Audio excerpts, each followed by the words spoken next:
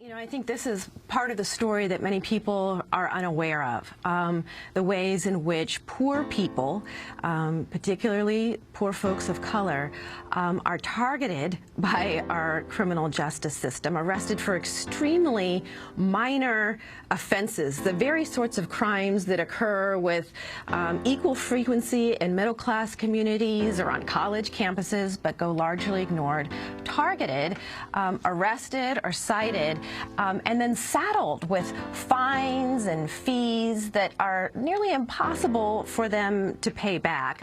Then warrants are issued for their arrest, for failure to appear in court or to pay back their fees or fines in a timely manner, leading them into a system from which they have little hope of ever truly escaping. Now, in too many cases, our criminal justice system ends up being a pipeline from underfunded, inadequate schools to overcrowded jails.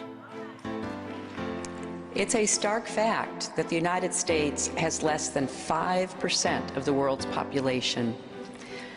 Yet we have almost 25% of the world's total prison population. The numbers today are much higher than they were 30, 40 years ago, despite the fact that crime is at historic lows. Our job is to have the best educated population in the world, not the country with the most people in jail.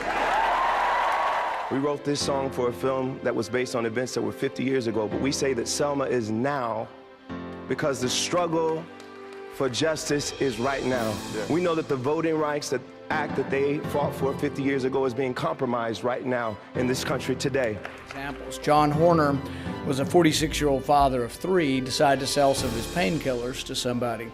Unfortunately, it turned out they were an undercover agent. He was turned in, pled guilty, and was given a mandatory minimum of 25 years in prison.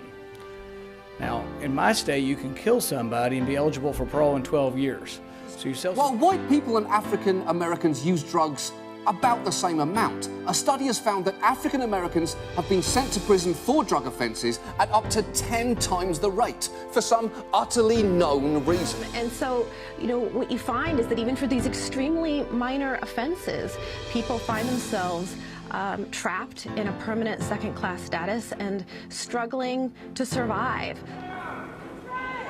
So our job, in fact, is to create a new criminal justice system.